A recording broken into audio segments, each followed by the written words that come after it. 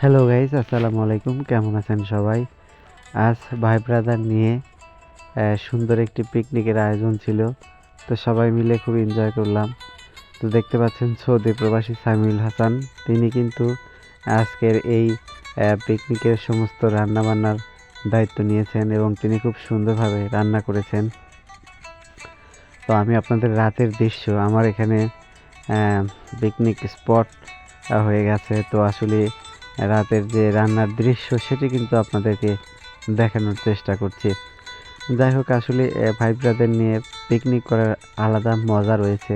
তো দেখতে পাচ্ছেন সবাই কিন্তু চলে এসেছে এবং খুব বেশি না, 6 জন মানুষ নিয়ে আমাদের আজকের পিকনিক ট্যুর ছিল।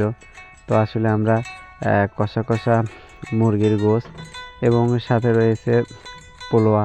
তো আমাদের যারা অতিথি গেস্ট তারা কিন্তু ইতিমধ্যেই চলে এসেছে। তাদেরকে বসার জন্য যে ব্যবস্থা করা হয়েছিল জায়গা, সেখানে তারা কিন্তু বসে পড়েছে। দেখতে পাচ্ছেন মঞ্জিল, সামিউল এবং আরও দুজন, সুজন ভাই সহ আরও একজন ছোট ভাই এবং সোহেল।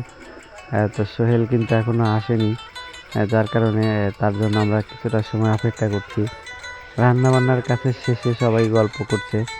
এখন সোহেল আসলে আমরা কিন্তু আজকের যে পিকনিক সেটি দেখতে পাচ্ছেন। সোহেল কিছুক্ষণের মধ্যে আবার গাড়ি যোগে চলে এসেছে। তো আমি আসলে তাদেরকে খাওয়া দাওয়া করানোর চেষ্টা করছি এবং আমি তাদেরকে খাওয়াচ্ছি, আমি পরে খাবো। তো ওরা খুব ভালো লাগছে যে দীর্ঘদিন পরে আসলে সামিউল কিন্তু চলে যাবে আবারও সৌদিতে। তো সামিউল সেটি করেছিল যে আমরা আসলে মুরগির গোশত আর সাদা ভাত করেছিলাম। সবাইকে ধন্যবাদ আজকের এখান থেকে।